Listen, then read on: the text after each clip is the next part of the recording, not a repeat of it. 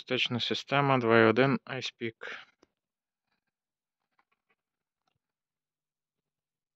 Cameron FC2170.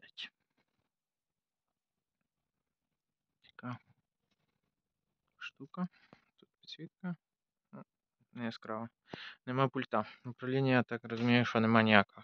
Колонок рідних також немає, але працює. Обидва канали працюють, з цими колонками перевіряв, і сабвуфер працює.